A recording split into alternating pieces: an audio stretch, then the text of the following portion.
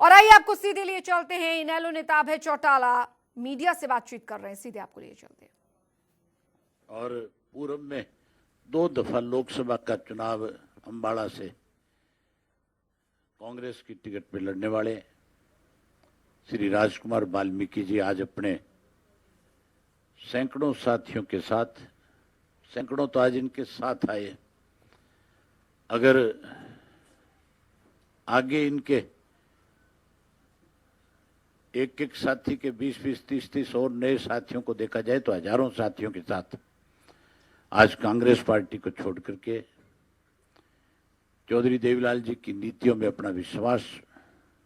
जहां व्यक्त किया, वहीं इंडियन नेशनल लोकदल पार्टी को मजबूती और ताकत देने के लिए, चौधरी देवीलाल जी की नीतियों का अनुसरण करने के लिए, उनको प्रदेश में लागू करवाने के लिए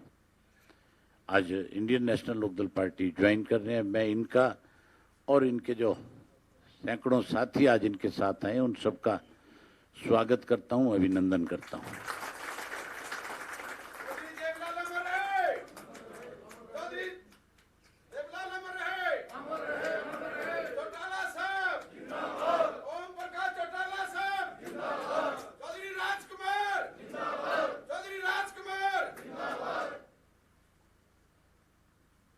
जहां मैं इनका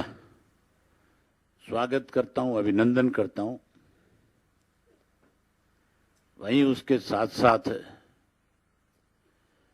आज जो प्रदेश के हालात हैं, खास करके कल की एक बड़ी घटना इस प्रदेश में हुई, उससे तो पूरे देश में एक ऐसा मैसेज गया है कि हरियाणा प्रदेश के अंदर सरकार नाम की कोई चीज नहीं है। एक मौजूदा मिनिस्टर ने अपने एक अधिकारी आईपीएस के ऊपर इस बात का आरोप लगाया। ओम प्रकाश यादव जो आज कैबिनेट के मिनिस्टर है, उन्होंने नारनौल की एसपी के ऊपर इस बात को लेकर के गंभीर आरोप लगाया है कि वो वहां पर पैसों की कलेक्शन करती है और असामाजिक तत्व जो है, जो लोगों को परेशान करते हैं, जो मंथली लेते हैं, जो लोग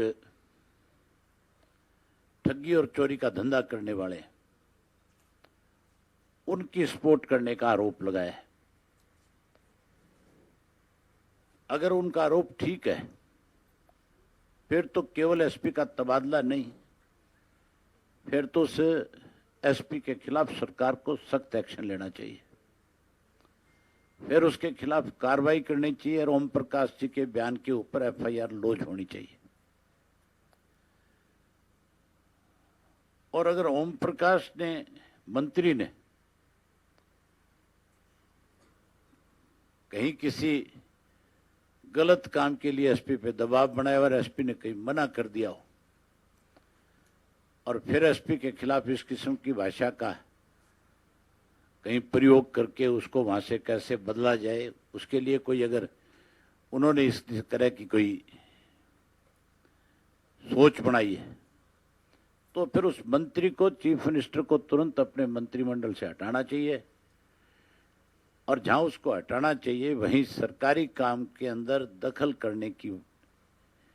धारा लगा करके उसके खिलाफ मुकदमा दर्ज करना चाहिए। जहां आज तालमेल का सरकार में अभाव है, बड़ी हैरानी की बात है, चीफ मिनिस्टर तो एसईटी का गठन करता है। ये जो शराब का एक माफिया इस प्रदेश में पैदा हुआ था, जो सरकार ने खड़ा किया था, जो पर्टिकुलर एक मंत्री के द्वारा खड़ा किया गया था, और उसके खिलाफ जब सरकार के मुख्यमंत्री के जानकारी में सारी बात आई कि जगह जगह से गोदाम के खिड़कियां तोड़ करके शराब निकाल करके जो सरकारी शराब है उसको बेचा जा रहा है, उसके लिए मुख्यमंत्री ने अपनी तरफ से एसआईटी का गठन किया। उसकी रिपोर्ट आ गई और उसकी रिपोर्ट आने के बाद जहां उस रिपोर्ट को लागू करना चाहिए था, जहां उस रिपोर्ट के आधार पे जिन लोगों के नाम उससे जुड़े थे उनके खिलाफ कार्रवाई करनी चाहिए थी, कार्रवाई करने के बजाय उन्होंने, मंत्री ने तो क्लीन चिट दे दी और होम मिनिस्टर जो है वो लगातार ये बात कह रहा है कि हम इसकी विजिलेंस जांच कराएंगे, हम इसकी एक और इंक्वायरी करवाएंगे। इससे साफ चीज एक मैसेज आता है पूरे देश के अंदर कि यहाँ सरकार में आपस में तालमेल का बहुत बड़ा अभाव है। यहाँ एक ऐसी सरकार है जो सरकार ना रह करके एक बड़ा गिरोह बन गया जो लोगों को लूटने में लगी हुई है। मैं तो मुख्यमंत्री जी को आपके माध्यम से कहना चाहूंगा कि मुख्यमंत्री को ऐसे लोगों के खिलाफ सख्त कार्रवाई करनी चाहिए और जहां सख्त कार्रवाई करनी चाहिए वहीं पूरे देश को एक मैसेज देना चाहिए कि हरियाणा प्रदेश के अंदर जो इस किस्म के लोग हैं जो लूटने में लगे हैं, हम उनके खिलाफ सख्त कार्रवाई करेंगे। अगर मुख्यमंत्री कोई ऐसा एक्शन नहीं लेता तो फिर ये मान करके चलो मुख्यमंत्री भी उनमें शामिल हो चुके हैं। फिर तो मुख्यमंत्री स्वयं भ्रष्टाचार को बढ़ावा दे रहे हैं, स्वयं मुख्यमंत्री ऐसे लोगों की पीठ पे हाथ रख करके बैठे हैं जो लगातार इस प्रदेश को लूटने का काम कर रहे हैं। मैं एक बार फिर राजकुमार जी का, इनके सब साथियों का स्वागत करता हूं, अभिनंदन करता हूं और राजकुमार जी से उम्मीद करूंगा कि ये जहां अपने समाज के लोगों को पार्टी के साथ जोड़ने का काम करेंगे, वहीं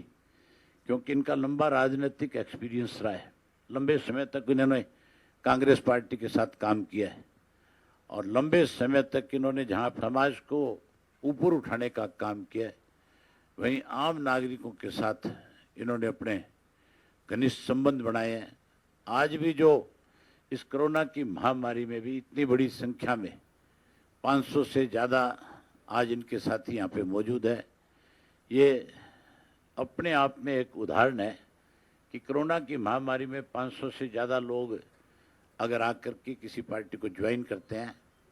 तो फिर मान करके चलो कि उस शख्सियत का खुद का लोगों के बीच में किस तरह का रिश्ता है। मैं इनके इस रिश्ते की भी इनको बधाई देता हूं और इनसे उम्मीद फिर करता हूं कि ये और बहुत सारे साथियों को इंडियन नेशनल लोकदल पार्टी में जोड़ने का काम करेंगे। जहां पार्टी में जोड़ेंगे